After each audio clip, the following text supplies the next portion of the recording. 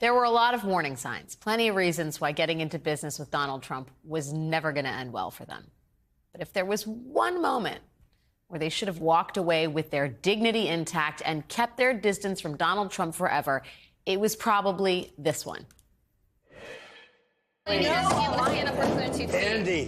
you're just being pounded on. You're being out-debated. I just don't want somebody running one of my companies that's going to get beaten up so badly, you're fired. And I just have to do this. I have no choice. Wes, you're fired also.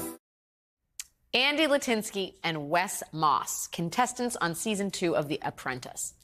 Both were fired by Trump in dramatic boardroom scenes full of melodramatic music and a whole lot of reaction shots. But Andy Litinsky and Wes Moss did not learn their lesson. Years later, after Trump became a twice impeached former president who tried to steal an election, Andy Litinsky and Wes Moss decided to go into business with him. And boy, do they seem to regret it. These two former Apprentice contestants helped Trump build his right-wing Twitter knockoff social media company, Truth Social. But now they are suing Trump, claiming he's essentially trying to cheat them out of their share of that company. I mean, who could have seen that coming? That lawsuit isn't your typical where are they now reality TV story. The lawsuit from those two former Apprentice stars is now getting in the way of Trump's latest attempt to escape accountability. Right now, Trump is on the hook for more than $500 million from his civil fraud and defamation lawsuits. At the same time, Trump is in the middle of a big deal to try and effectively sell that Twitter knockoff for billions of dollars, the company that Andy Litinsky and Wes Moss helped Trump create. A lot of people think Trump could try and use the proceeds from that sale to pay his legal bills. That way, he could avoid having to sell off his precious real estate holdings and get Truth Social's investors to cover the cost of his misdeeds. But now the Washington Post reports that the lawsuit from those two former Apprentice stars is throwing a wrench in the deal.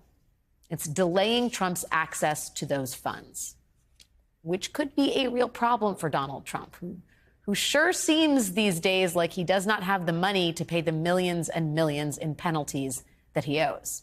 Last week, Trump tried to get the courts to delay his $83 million payment in the E. Jean Carroll lawsuit. Today, Carroll's attorney responded to that request for delay, saying he simply asks the court to trust me and offers the court filing equivalent of a paper napkin signed by the least trustworthy of borrowers. Trump is also trying to delay paying his New York civil fraud payment. This week, Trump and his lawyers asked the judge to allow him to pay only $100 million of the $450 million he owes in that case. Yesterday, the judge denied that request.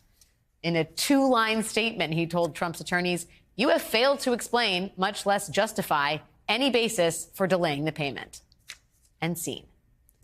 In the course of that back and forth yesterday, though, we learned about another possible attempt by Trump to avoid paying the piper, and it is a real doozy.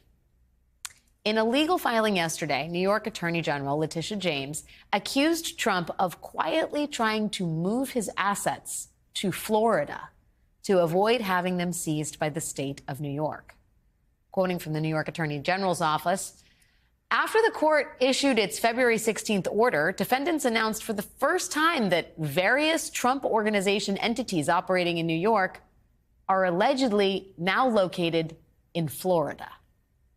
Two of the companies that were part of that lawsuit, DJT Holdings LLC and DJT Holdings Managing Member LLC, have already been relocated to Florida.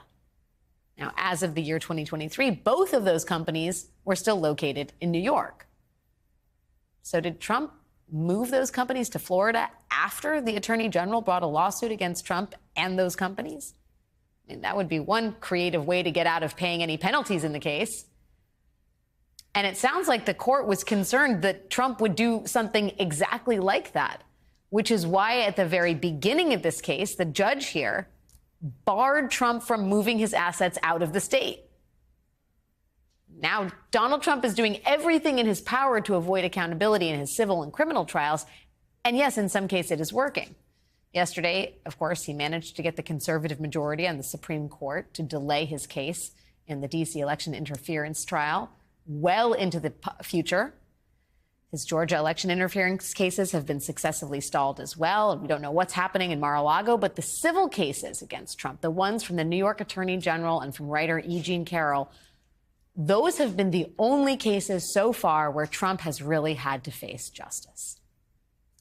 Now he's making these last-ditch efforts to avoid having to pay up. And the question is, will Trump be able to escape accountability here as well? The author of the Daily Beast story that broke a lot of this, Jose Palieri, political investigations reporter for the Daily Beast. Jose, thanks for joining me. If you could, can you explain, like, the indications we have right now and the timing about whether Donald Trump is in fact trying to move organizations that are subjects of this fraud trial out of state to avoid having to pay penalties? Can you talk a little bit more about the sort of evidence that is at hand? Sure. So, I mean, look, like you said, all we know now is that they've had these changes of addresses. And the person who should be first to know would be Barbara Jones, that former federal judge who is the monitor over the company. She's been babysitting the company for over a year now. And this was exactly why she was put in place. I mean, Justice Engoron, who is the trial judge, knew that this kind of thing could happen. That's why a little over a year ago, he ordered this monitor to be put in place so that the Trumps could not move assets out of the state, which was a concern from the beginning. And so with this change of address, we're sort of seeing hints at that. I mean, we knew that Donald Trump feared having to pay this amount of money, and especially when he's going through such a big cash crunch now. Let's remember that the $83 million he has to pay up very quickly to E. Jean Carroll for losing the rape defamation case in January, it's coming due. And this is a really bad storm for him. And so the fact that they've changed these addresses is certainly suspicious. The fact that they only alerted the court in a letter saying, oh, by the way, these addresses are incorrect, that's sort of a backdoor way to get into this. And it's why the AG in New York is calling them out on this. What's interesting is going to be how far this goes, because at this point, Trump's legal team has to answer some serious questions from the judge. And the appellate court isn't going to play this game either. I mean, they already issued a temporary stay so that this can be fought on appeal, but they chose not to hit the pause button on him paying this money. So at this point, he's not in a position where he's supposed to be moving assets. He's actually in the position where he needs to pay up real soon. And so we'll get answers pretty soon. But the fact that they did it this way at this hour after they were told to pay is certainly raising red flags.